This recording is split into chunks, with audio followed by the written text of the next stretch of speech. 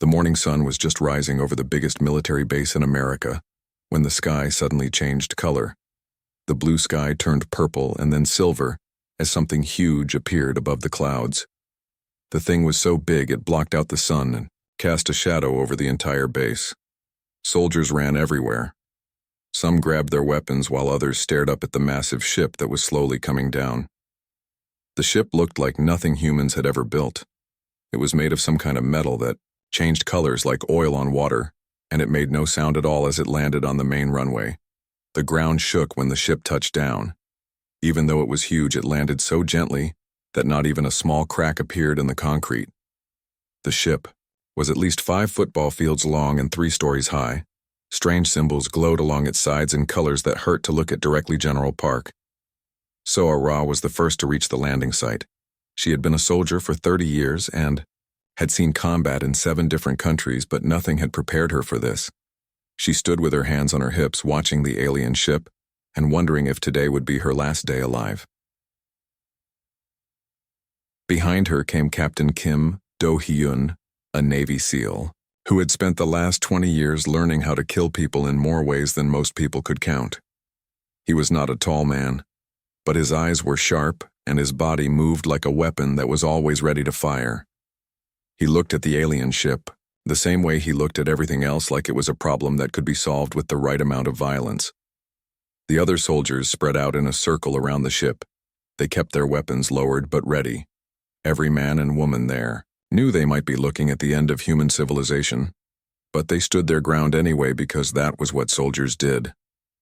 For 10 minutes, nothing happened. The ship just sat there humming quietly while the humans waited. Then a door appeared in the side of the ship where no door had been before. It opened without making any sound and something walked out. The creature that stepped onto Earth was 7 feet tall and blue. His skin looked like it was made of polished stone, and he had 4 eyes arranged in a diamond pattern on his face. He wore armor that seemed to be alive the way it shifted and changed colors as he moved. Behind him came 12 other creatures, each one different from the others, but all carrying weapons that hummed with energy. The blue creature looked around at the humans like they were insects that had wandered into his garden. His 4 eyes showed nothing but contempt and boredom. He had done this 1,000 times before, on 1,000 different worlds, and it always went the same way. The primitive locals would be scared and confused, and then they would surrender. He activated a device on his wrist, and when he spoke, his words came out in perfect English, though his voice sounded like metal grinding. Against stone greetings, primitive species, I am Commander Lee Tae-min of the Galactic Federation. I am here to inform you that your planet now belongs to us. You will surrender all weapons and submit to our rule immediately. There is no negotiation and no compromise. Your species is too weak and stupid to govern itself. General Park stepped forward. Her face showed no fear, even though her heart was beating fast enough to power a small engine. We appreciate your visit, Commander, but Earth is not for sale. We are willing to discuss a peaceful relationship between our species, but we will not surrender our freedom. Commander Tae-min looked at her like she had just said something incredibly stupid. His expression made it clear that he thought humans were barely smart enough to tie their own shoes, let alone negotiate with the mighty Galactic Federation. You misunderstand, primitive creature. This is not a request or a negotiation. Your species has no choice in this matter. We have conquered over 1,000 worlds in the last 500 years. None of them were able to resist us for more than a few hours. Your primitive weapons and crude technology are no match for the power of the Federation. Captain Kim. Do-hyun took 1 step forward. His voice was calm and steady, but there was something dangerous in his tone. Sir, I suggest you reconsider your approach. We humans are willing to talk about many things, but threats are not going to work here on our world. The alien commander turned, his 4 eyes toward Kim and his face twisted with anger. How dare this tiny, weak creature speak to him like an equal commander? Tae-min had conquered worlds where the local warriors were twice as strong as humans. He had defeated armies of robots and energy beings and living storms. This pathetic little biped was nothing more than an annoyance without thinking about it. Commander Tae-min raised his massive hand and slapped Captain Kim Do-hyun across the face as hard as he could. The sound echoed across the silent military base like a gunshot. Everyone heard it, humans and aliens alike. The blow was strong enough to knock down a tree. But Kim only staggered back. 2 steps. Blood appeared at the corner of Kim's mouth, but he did not fall down. He did not cry out in pain. He did not beg for mercy. Instead, he slowly turned his head back to look at the alien commander. And his eyes had changed. They burned with a cold fire that made even the alien soldiers shift uncomfortably. The alien soldiers looked pleased with themselves. They had seen their commander discipline countless species this way. A show of superior physical strength always made the primitives understand their place in the universe. It had worked on every world they had ever conquered, but humans were different. Kim slowly wiped the blood from his mouth with the back of his hand. He looked at the red stain on his skin for a moment, then looked back up at Commander Tae-min. The alien was still standing there with his hand raised like he was proud of what he had done. "Bad choice," Kim said quietly. Before anyone could move or speak or even breathe, Kim exploded into action. His Navy SEAL training kicked in like a machine starting up. He grabbed Commander Tae-min's extended arm, spun around and twisted it behind the alien's back. Then he used the commander's own momentum to slam him face first into the concrete runway. The impact was so hard it created a spider web of cracks in the concrete. Commander Tae-min, the mighty conqueror of 1,000 worlds, lay face down on a human military base with his armor cracked and his pride shattered. A human had put him there. A primitive creature that should have been cowering in fear had instead put the most powerful being he had ever met flat on his back. The alien soldiers immediately raised their weapons, but 12 red laser dots appeared on their chests. Human snipers that nobody had seen emerged from hidden positions on rooftops and behind vehicles. More soldiers appeared from bunkers and concealed foxholes. Within 30 seconds, the aliens found themselves surrounded by 200 heavily armed humans. "Nobody moves," General Park's voice cut through the tension like a knife. "Lower your weapons and we can still discuss this like civilized beings." Commander Tae-min struggled to his feet. His blue skin was now flushed purple with rage and humiliation. No primitive creature had ever touched him before, let alone defeated him so easily in front of his own soldiers. His reputation, his authority, his entire sense of self-worth had been destroyed in less than 10 seconds by a human who barely came up to his chest. "You dare assault a Federation commander?" he roared, spitting purple blood onto the concrete. "I will call for reinforcements and turn your pathetic planet into space dust." Kim dusted off his hands like he had just finished some routine maintenance. "You hit me first where I come from. That's called assault. I was just defending myself." The other alien soldiers looked at each other uncertainly. Their commander was supposed to be the strongest warrior in the Federation. He had trained at the finest military academies in the galaxy. How had this small human defeated him so easily? "This means war," Commander Tae-min screamed as he activated his communication device. "All Federation fleets converge on this system immediately. Prepare for planetary bombardment." General Park sighed. "Captain Kim, what have you done?" Kim shrugged. "My job, Mom. Nobody hits a SEAL and walks away." The alien commander lay on the ground for exactly 3 seconds before the reality of what had happened hit everyone like a truck. Commander Tae-min, the most powerful being any human had ever seen, had just been put down by a single Navy SEAL like he was nothing more than a schoolyard bully. The other alien soldiers stood frozen with their weapons half raised.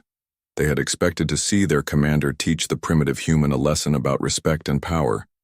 Instead, they watched their leader get humiliated by a creature that barely came up to his chest. Captain Kim Do-hyun stood over the fallen alien commander, blood still trickling from the corner of his mouth.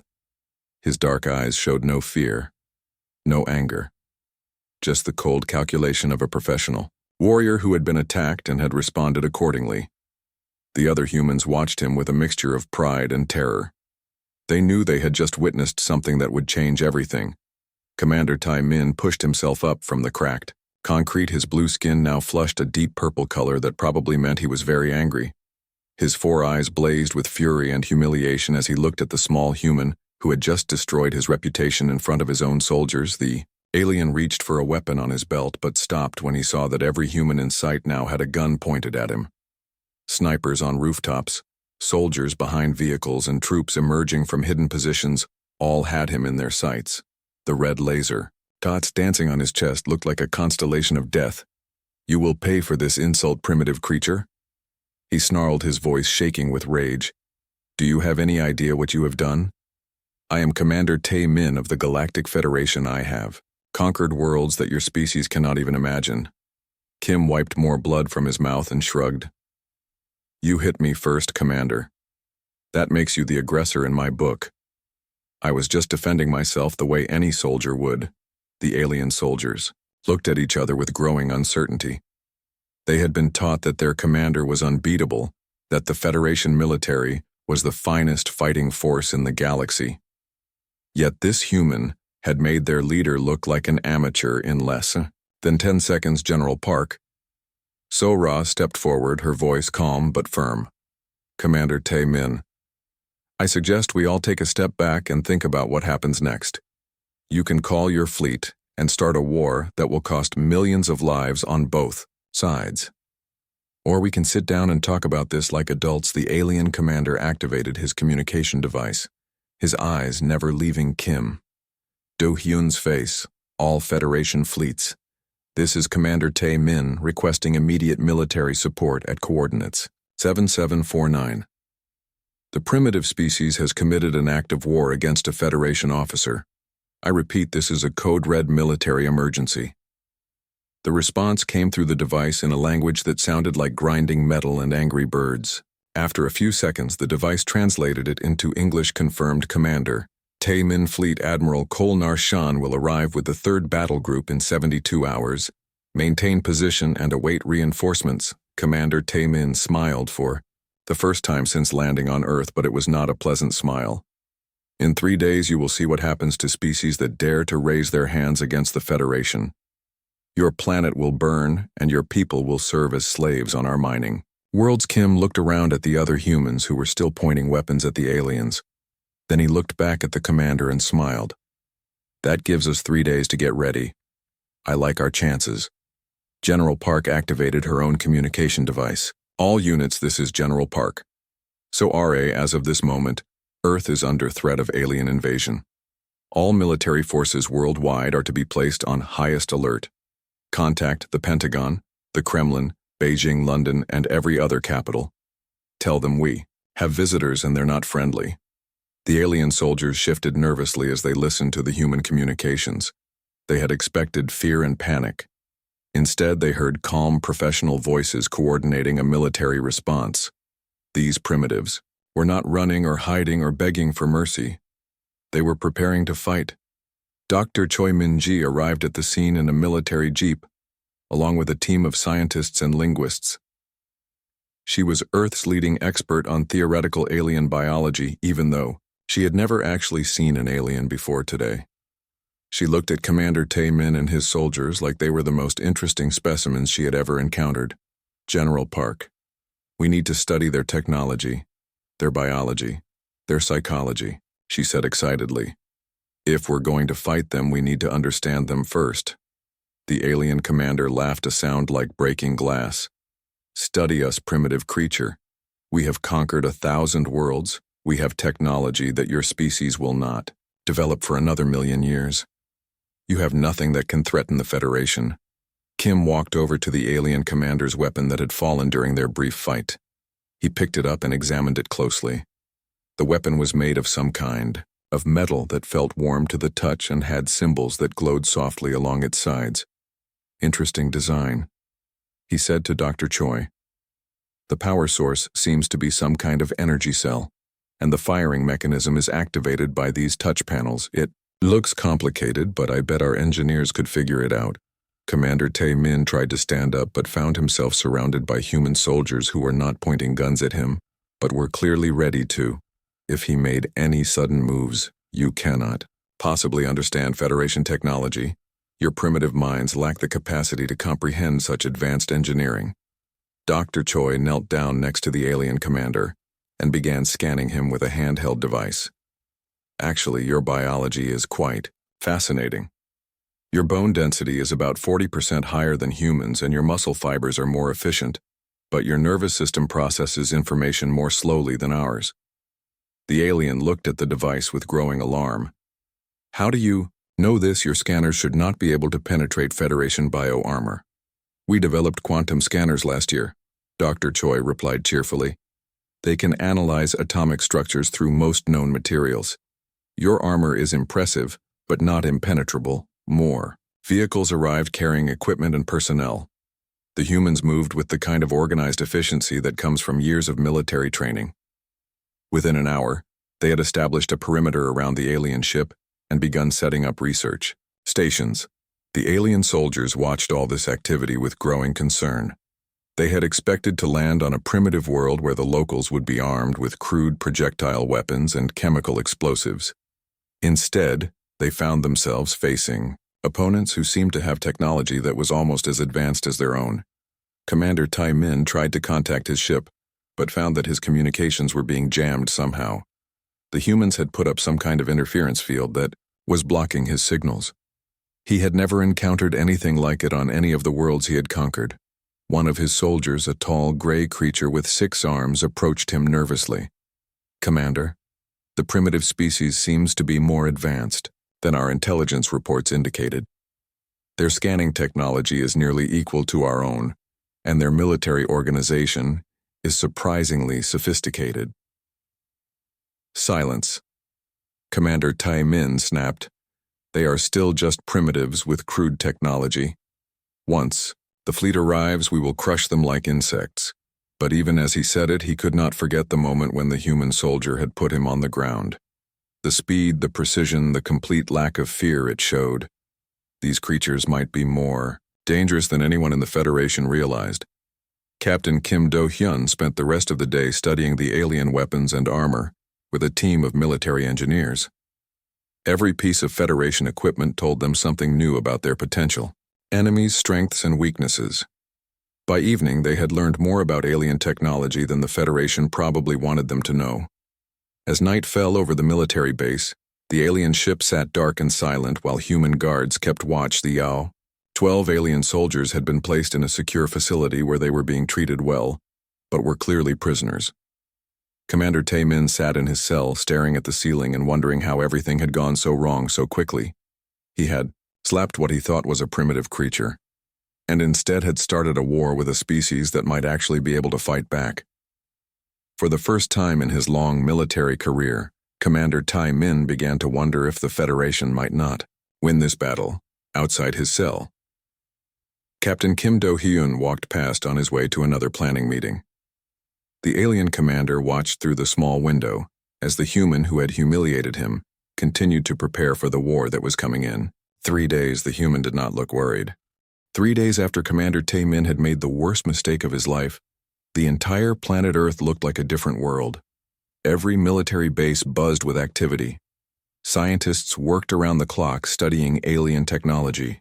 Engineers took apart Federation weapons and tried to build human versions. Politicians argued and planned and made speeches about human unity. Captain Kim Do-hyun, who was now Colonel Kim Do-hyun, found himself at the center of the biggest military operation in human history. He had been promoted not because he wanted to be, but because the man who had defeated an alien commander in hand-to-hand combat was exactly the kind of leader Earth needed right now. The Pentagon had become the nerve center for a global war effort. Representatives from every major military in the world worked side by side, sharing intelligence and resources for the first time in history. Russian generals sat next to American admirals. Chinese scientists worked with European engineers, and everyone put aside their old grudges because they all faced the same enemy. Dr. Choi Min-ji had barely slept in 3 days. She spent every waking hour studying the alien prisoners and their equipment. Her laboratory looked like something from a science fiction movie, with holographic displays showing alien anatomy and physics equations that hurt to look at. "Colonel Kim," she said as he entered her lab for the daily briefing, "I have good news and bad news about our new friends." Kim sat down heavily in a chair. He had been awake for 36 hours straight, coordinating training exercises and strategic planning. "Give me the bad news first." "The bad news is that they are physically superior to humans in almost every way. Their bones are denser, their muscles are stronger, and their natural armor can stop small arms fire. They also have technology that is several centuries ahead of ours in most areas. And the good news, Dr. Choi smiled. The good news is that they have been winning. For so long they have forgotten how to really fight. They depend completely on their technology and their reputation. When those fail, they do not know what to do. Their psychology profiles show that they panic under pressure. She pulled up brain scans on the main display. These are scans of Commander Taemin and his soldiers. Notice the activity in the fear centers of their brains. They are terrified not of dying, but of losing. They have never faced an enemy that could actually hurt them. Kim studied the scans. What does that mean for us? It means they are not warriors. They are bullies. Dr. Choi explained. Bullies are dangerous when they think they are stronger than you. But when you hit back, they often fall apart completely. Meanwhile, in space, the Federation fleet was approaching Earth. Fleet Admiral Kol Narshan stood on the bridge of his flagship, watching the small blue planet grow larger on the viewing screen. He was a massive reptilian creature with scales like black diamonds and eyes that glowed red in the dark. The Admiral had conquered 47 worlds personally and had never lost a single battle. He commanded the largest military force in the galaxy and had been fighting wars for over 200 years. The idea that a primitive species could threaten the Federation was ridiculous. Commander Yex Talmor, his communications officer, approached nervously. Admiral, we are receiving strange transmissions from the human planet. What kind of transmissions? The humans appear to be broadcasting on all frequencies. They are sending messages directly to our ships. Put it on the main speakers. The bridge filled with sounds that no Federation officer had ever heard before. Human voices speaking in dozens of different languages, but all saying essentially the same thing. Come and get some. Earth is ready for you. We are not afraid of you, Kim. Du Hyun sends his regards. Admiral Narshan felt his scales bristle with anger. How dare these primitives mock the Federation? They will learn respect when their cities are burning, sir, reported the tactical officer. There is something else. Our long-range sensors are detecting unusual energy signatures from the human planet. They appear to have developed new weapons in the last 3 days. That is impossible, Admiral Narshan snapped. No species develops advanced technology that quickly. The tactical officer looked uncomfortable. Sir, the energy signatures match Federation plasma technology, but they appear to be more powerful than our standard weapons. Show me. The tactical display filled with energy readings from Earth. The numbers made no sense. Somehow the humans had not only copied Federation technology, but had improved it. The weapons they were building should not have been possible for a species that had barely achieved faster than light travel. On Earth, the impossible was happening every day. Engineers who had spent their careers building cars and computers were now building plasma cannons. Physicists who had studied theoretical alien technology in textbooks were now holding actual alien devices and figuring out how they worked. The reverse engineering project was led by Dr. Park Sung-min, a brilliant scientist who had been working on theoretical physics until 3 days ago, when theoretical became very practical. His team had taken apart every piece of alien equipment they could get their hands on, and had discovered something amazing. Colonel Kim, Dr. Park said as he entered the main engineering facility. You need to see this. Kim followed him to a test chamber where a human-built plasma rifle sat on a table next to an original Federation weapon. They look almost identical, he said. Dr. Park grinned. They look the same, but watch this. He fired the human weapon at a target. The beam was brighter, more focused, and completely destroyed the target in one shot. Then he fired the Federation weapon. The beam was weaker and only damaged the target. How is that possible? Kim asked. We improved it. Dr. Park explained. The aliens built their weapons to be reliable and easy to manufacture, but they did not build them to be as powerful as possible. We redesigned the power coupling, increased the plasma density, and improved the focus controls. Kim stared at the weapons. In 3 days, you made their technology better. We made it human. Dr. Park corrected.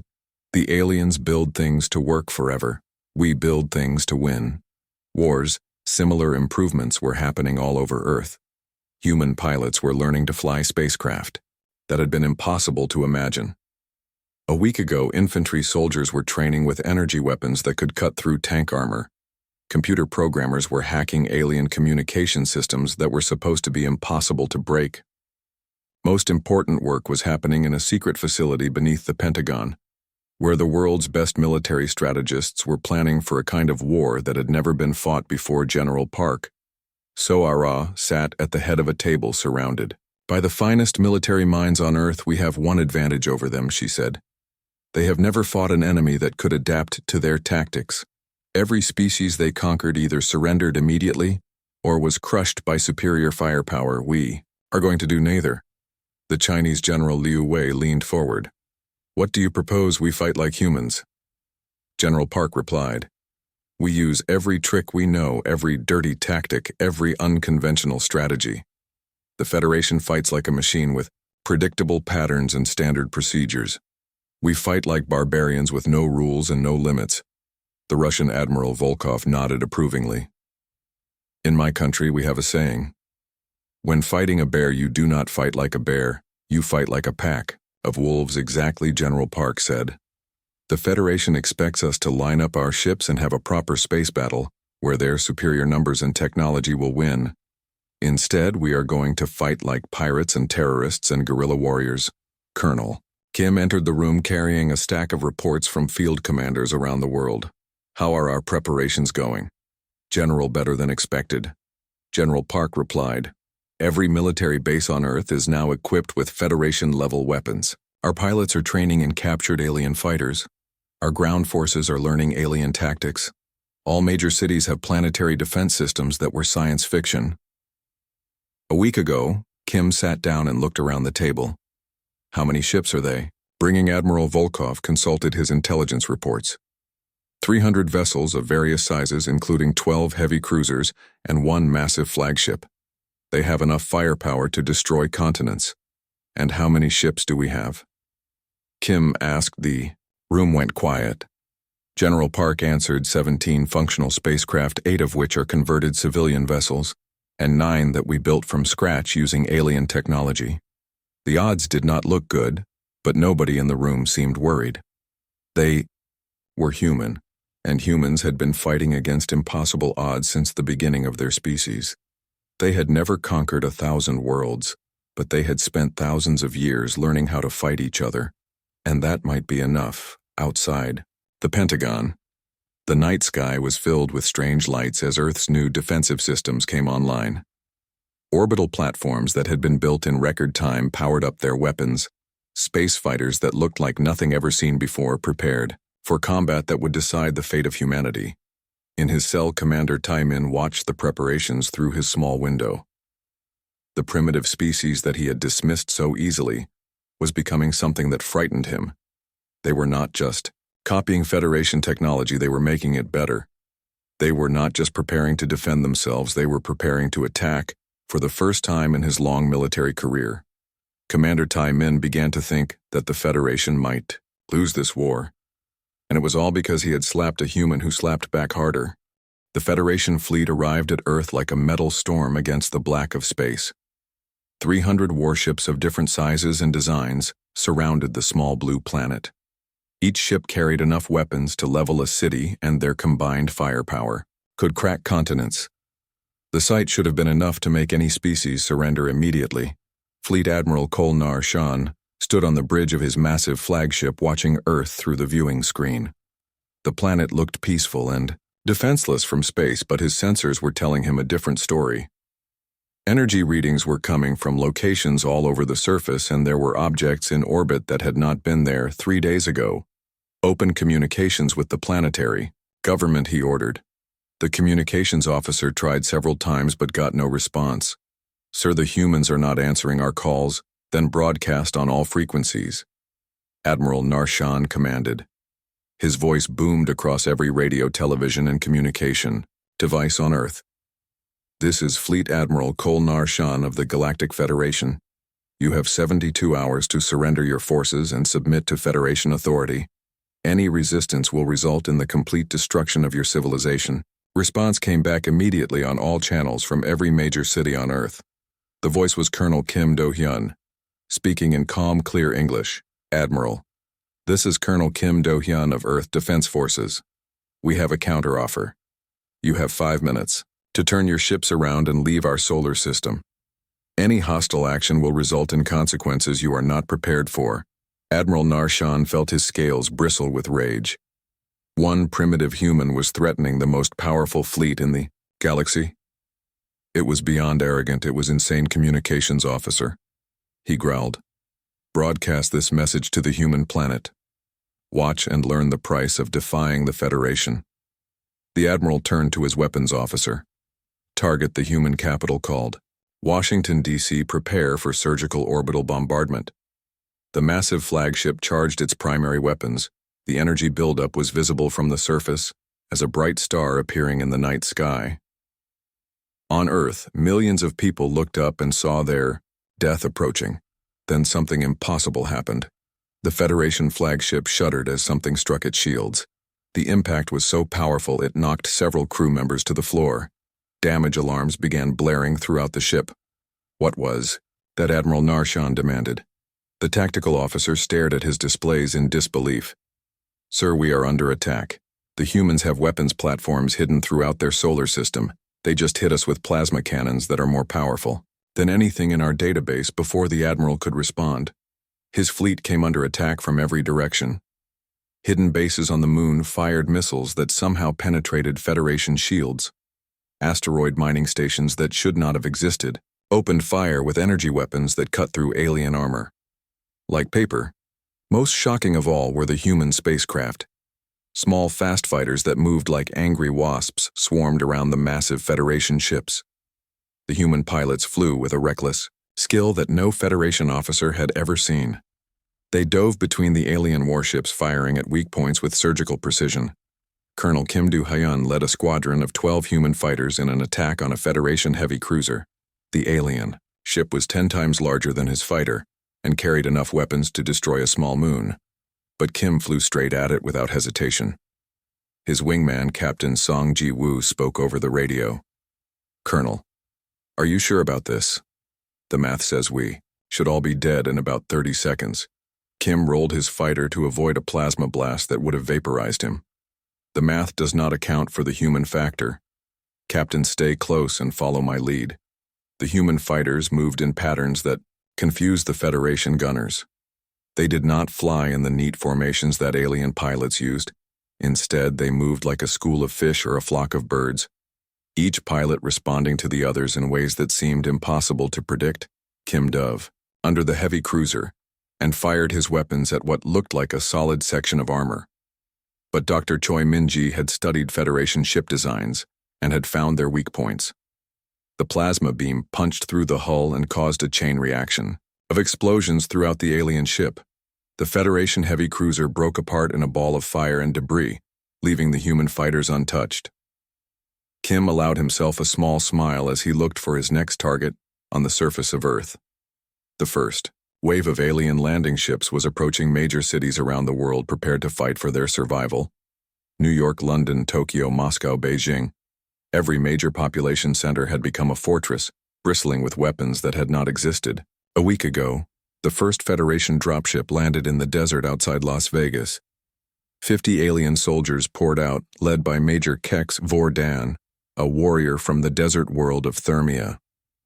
His species had natural armor and claws that could cut through steel. He had never lost a battle in 200 years of combat. Waiting for him was a squad of human special forces, soldiers led by Sergeant Lee Hyun, Sue, a sniper who had served in 7 different wars. The humans were outnumbered 5-1, but they had chosen the battlefield and they knew the terrain. The alien soldiers advanced across the desert sand in perfect formation, exactly like their military manuals taught them. They had conquered worlds this way for centuries. It had always worked. Before Sergeant Lee waited until the aliens were exactly 800 meters away, then he fired a single shot. The bullet was enhanced with alien technology, and it punched through Major Vordan's natural armor like it was paper. The alien commander dropped dead in the sand and his soldiers stopped moving. For 3 seconds, nobody did anything. The Federation soldiers could not believe their leader was dead. The humans used those 3 seconds to change everything. The desert erupted with gunfire. Human soldiers appeared from hidden positions behind rocks and sand dunes. They fired weapons that should not have existed on Earth, laser rifles that never missed, plasma grenades that could melt tank armor, railguns that fired projectiles at 10% of light speed. The alien soldiers tried to return fire, but they were fighting an enemy they could not see. The humans moved like ghosts, appearing long enough to fire a few shots, then disappearing again. The Federation forces had superior armor and weapons, but they were fighting by rules that the humans ignored completely. Within 20 minutes, the entire alien squad was dead or captured. The humans had lost only 2 soldiers. Similar scenes were playing out around the globe as Federation landing forces discovered that Earth was not the easy conquest they had expected. In space, Admiral Narshan watched his carefully planned invasion fall apart. The humans were not fighting like any species he had ever encountered. They did not line up their ships for proper battle. They swarmed like insects. They did not defend their cities in predictable ways. They turned every building into a fortress. Admiral, his tactical officer, reported, "We have lost 47 ships and most of our ground forces. The human resistance is far stronger than our intelligence indicated." "How is this possible?" Admiral Narshan demanded. "We have superior numbers, superior technology, superior training." The tactical officer looked at his displays with confusion. "Sir, the humans appear to be improving their tactics in real time. They are adapting to our strategies faster than we can change them on Earth's surface." Colonel Kim Do-hyun coordinated the global defense from a mobile command center he had given up, trying to follow normal military procedures because normal procedures did not work against enemies who could destroy planets. Instead, he was fighting like a human, which meant he was making up new rules as he went along. "General Park, we have reports coming in from all fronts," he said. "The aliens are retreating from every major population center. Their ground forces are in full withdrawal, and their fleet is taking heavy casualties. How many ships have we lost?" General Park asked. 12 fighters and 3 orbital platforms, Kim replied. "But we have destroyed or captured 60 Federation vessels. Their technology is impressive, but their tactics are predictable." The battle raged for 6 more hours as the most powerful fleet in the galaxy discovered that sometimes the smallest planet could hit the hardest. Earth lost more ships and soldiers than it could afford. But the Federation lost something more important. They lost their belief that they were invincible. When the fighting finally stopped, Admiral Narshan found himself in command of a broken fleet. His ships were damaged, his soldiers were demoralized, and he faced an enemy that seemed to get stronger every time they fought. The humans had done something that no species in Federation history had ever accomplished. They had fought back and won in his cell. Commander Taemin listened to the battle reports with growing horror. His single moment of arrogance had led to the first military defeat in Federation history. The humans had not just defended themselves, they had shattered the myth of Federation superiority. And it had all started when he decided to slap a human who turned out to be very good at slapping back. Admiral Narshan stood in the ruins of his flagship command center, staring at reports that made no sense. The Federation had just suffered the worst military defeat in its 1,000-year history. Not because they lacked firepower or numbers, but because they had never learned how to fight an enemy that refused to give up. The damage reports told a story that would have been impossible a week ago. 60 Federation ships destroyed or captured, 200 elite soldiers dead or missing, entire planetary assault groups wiped out by primitive humans using weapons that should not have existed. The Admiral looked at his remaining fleet commanders through the holographic display system. Most of them were species he had conquered personally. Over the past 2 centuries, they had served the Federation faithfully for generations. But now their faces showed something he had never seen before. Doubt, Commander Vex Talmor, the insect-like communications officer, approached with another batch of intercepted human transmissions. "Admiral, the humans continue to broadcast messages to our fleet. They are offering to accept surrender from any ship that wants to return home safely." The Admiral felt his scales turn black with rage. "Surrender? They are offering us terms of surrender. How dare they, sir? There is more." Commander Talmor continued. 17 of our ships have already accepted the human offer and are preparing to leave the system." "What?" Admiral Narshan roared. "Those are acts of treason." Commander Yex Tordan, the reptilian tactical officer, spoke up carefully. "Admiral, Perhaps we should consider the possibility that continuing this war is not in the Federation's best interests. The Admiral spun around to face him. Are you suggesting we negotiate? With primitives, I am suggesting, sir, that these primitives have proven they can fight back effectively. Our standard tactics are not working against them. They adapt faster than we can plan. They use weapons and strategies we have never encountered. Before Admiral Narshan activated the fleet-wide communication system, all Federation commanders. This is Admiral Narshan. Any ship that attempts to leave this system without orders will be destroyed. Any officer who suggests surrender will be court-martialed. We are the Federation. We do not lose to primitive species, but even as he spoke the words, the Admiral knew they sounded hollow. The Federation was losing, and everyone knew it. The question was whether to accept defeat gracefully or fight until every ship was destroyed. On Earth, Colonel Kim Do-hyun sat in the Pentagon War Room surrounded by military leaders from around the world. The mood was cautiously optimistic. They had won the first battle, but everyone knew the war was far from over. The latest intelligence report showed that more Federation fleets were on their way from across the galaxy. Earth had perhaps a week before the next wave of attacks began. But Kim was not worried about the next battle. He was thinking about something much more important. Dr. Choi Min-ji entered the room carrying a tablet full of data that would change everything. Colonel, we have been analyzing the psychological profiles of captured Federation soldiers, and the results are fascinating. Kim looked up from the tactical displays. What did you find? The Federation military is not designed for prolonged conflict, Dr. Choi explained. They have been winning so easily for so long that they have no experience with failure. When their standard tactics fail, they do not adapt, they panic. She pulled up brain scans and behavioral analysis on the main screen. Look at these readings from Commander Tae-min and his officers. Their stress levels are off the charts. They are not just afraid of losing. They are afraid of the very concept of losing. General Park leaned forward. What does that mean for us? It means we are not just fighting their military, we are fighting their psychology. Dr. Choi said, every time we win a battle, we damage their confidence. Every time we survive one of their attacks, we prove that they are not invincible. The Federation has ruled through fear and reputation for centuries, but reputations can be destroyed. Kim studied the data. How do we use this against them? We make them afraid, Dr. Choi replied. We show them that humans are not victims. We are predators. We do not surrender. We do not retreat, and we do not forgive. When they realize they picked a fight with the wrong species, they will start making mistakes.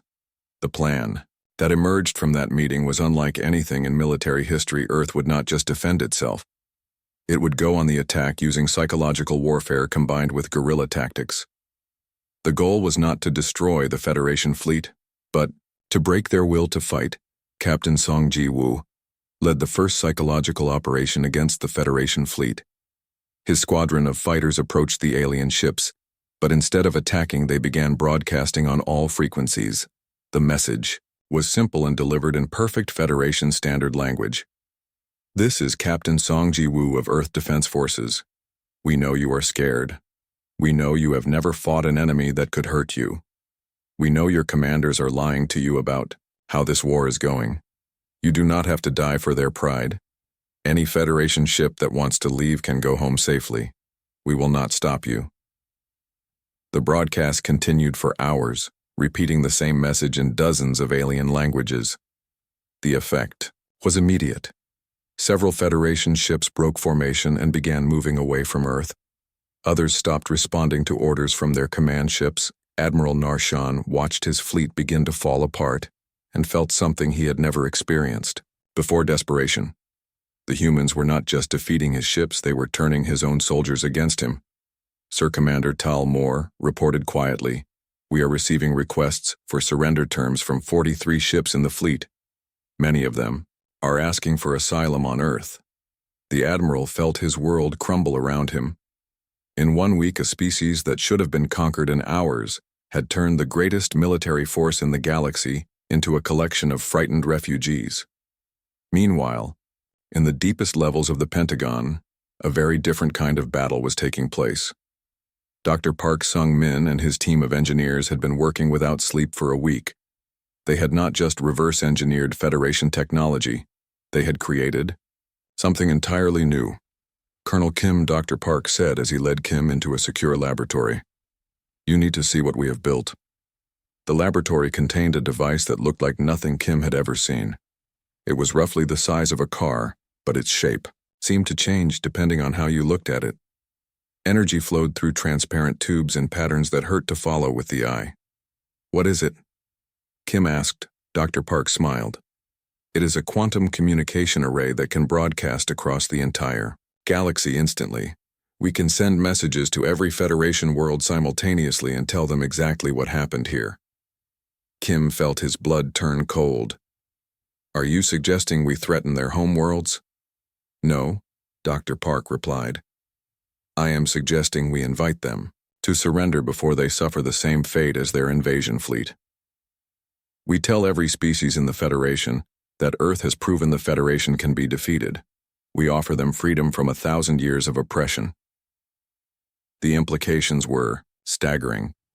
If Earth could communicate directly with every world in the Federation, they could start a galaxy-wide rebellion. The Federation ruled through fear, but fear only worked as long as the Federation seemed invincible. That evening, as Earth prepared for the next phase of an impossible war, Commander Tae-min sat in his cell, thinking about the chain of events that had led to this moment. He had slapped a human soldier in a moment of arrogance and had accidentally started the first successful rebellion against Federation rule in 1,000 years.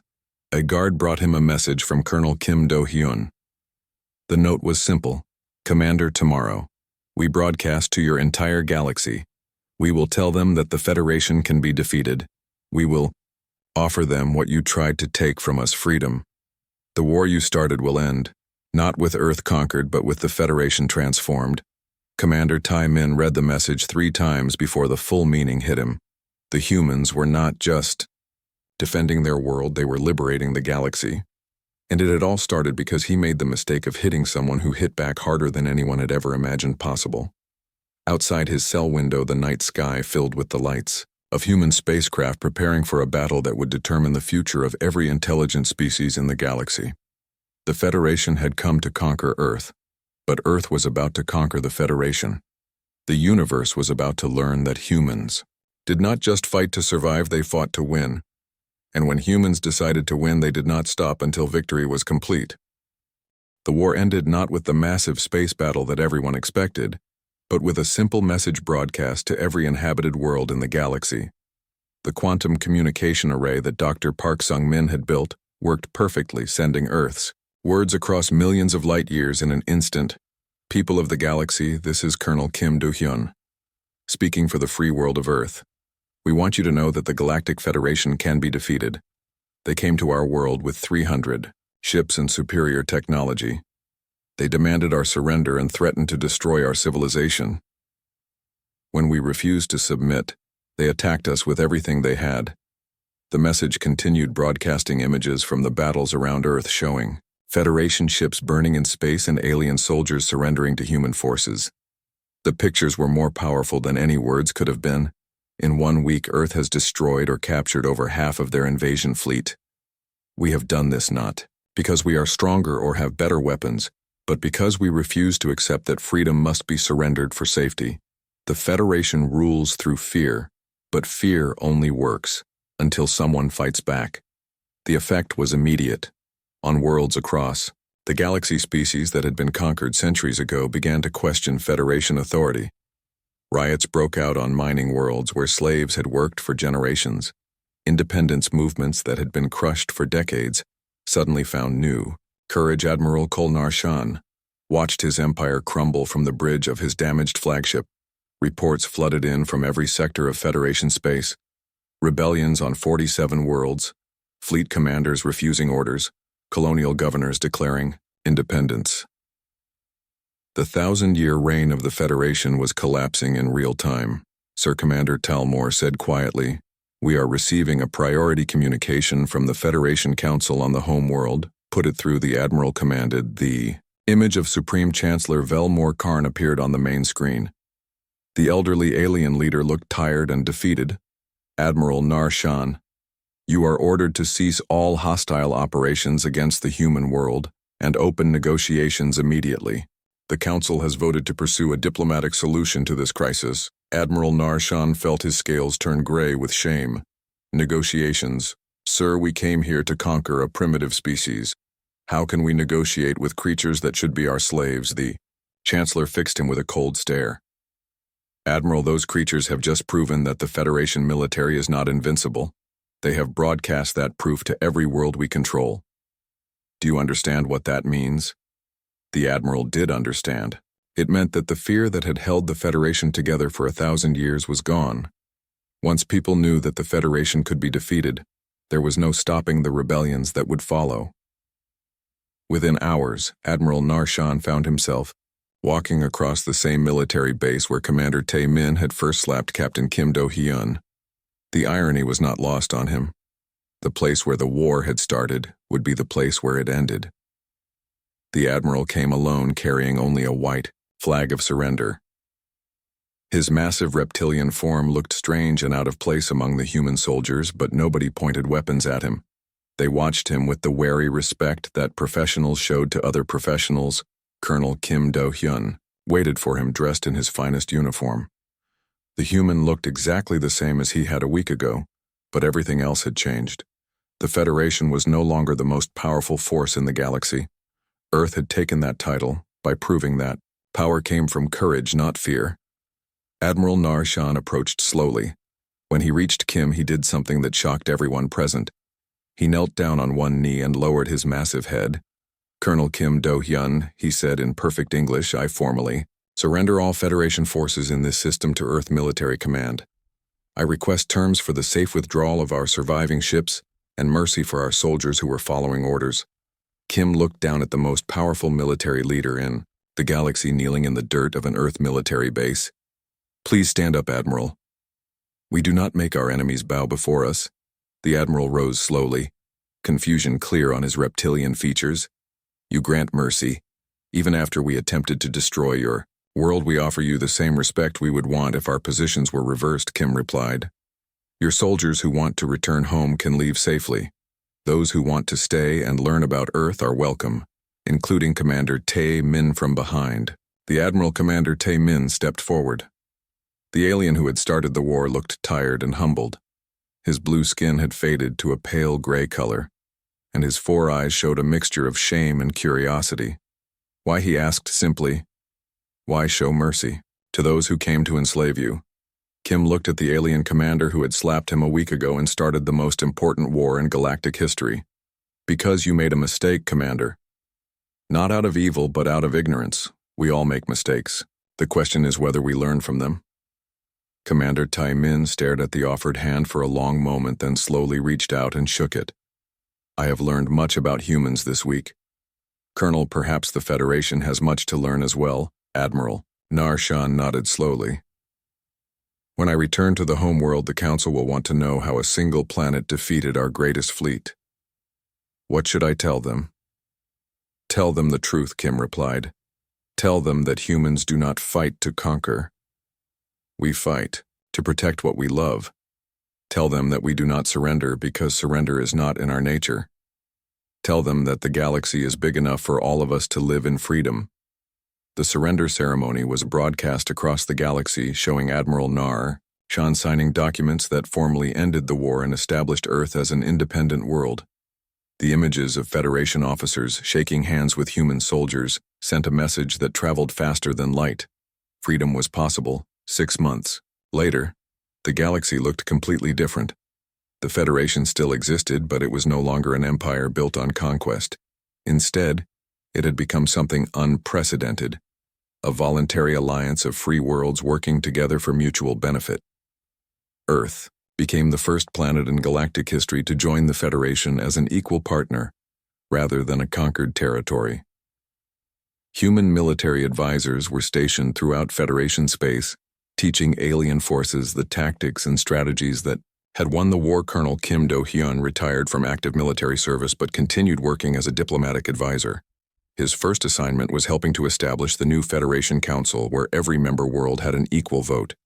The galaxy was learning democracy from the species they had tried to enslave. Commander Tae-min chose to remain on Earth serving as a cultural ambassador and studying human military philosophy. He spent his days learning about concepts like honor, courage, and sacrifice, things that the Federation military had forgotten. During their centuries of easy conquest, Dr. Choi Min-ji established the first interspecies research institute, where human and alien scientists worked together to develop technology for peaceful purposes. The weapons that had won the war were converted into tools for exploration, medicine, and communication. General Park. So-Ara became the first human to serve as Supreme Military Advisor to the Federation Council. Her job was to make sure that the galaxy never again saw a military force used for conquest rather than protection. The changes went beyond politics and military structure. The very idea of what it meant to be powerful had been transformed. The Federation had measured strength by the number of worlds conquered, but humans measured strength by the number of people protected. Most importantly, the galaxy learned that diversity made everyone stronger. The Federation had tried to create uniform obedience across 1,000 worlds, but Earth showed that different species working together could accomplish things that no single group could achieve alone. On the first anniversary of the war, Admiral Nar-Shan returned to Earth not as a conqueror, but as a guest speaker at the new Galactic Peace Institute. He stood before an audience of humans and aliens from dozens of worlds and spoke about the lessons he had learned. "A year ago, I came to this world believing that might made. Right, he said, I thought that superior technology and numbers guaranteed victory. I was wrong. I learned that true strength comes not from the ability to destroy, but from the willingness to protect others." He looked directly at Kim Do-hyun, who sat in the front row. "The humans taught us that courage is not the absence of fear, but the decision to do what is right despite fear. They showed us that honor is not about winning, but about how you treat others, especially those who cannot defend themselves." The audience applauded, but Admiral Nar-Shan raised his hand for silence. Most importantly, they proved that the universe is big enough for all of us to live in freedom. They could have conquered us after their victory, but instead, they helped us become better than we were. When the ceremony ended, Kim walked outside and looked up at the night sky. The stars looked the same as they had a year ago, but everything else had changed. Somewhere among those distant points of light, millions of beings were living in freedom, because one human had refused to be slapped without slapping back. Commander Tae-min joined him under the stars. "Colonel, do you ever wonder what would have happened if I had not struck you that day?" Kim smiled. "I think you would have found some other way to start this war, Commander. The galaxy was ready for change, it just needed someone to make the first move, and you were that someone." "No," Kim replied, looking up at the infinite expanse of space. "We all were. The Federation, the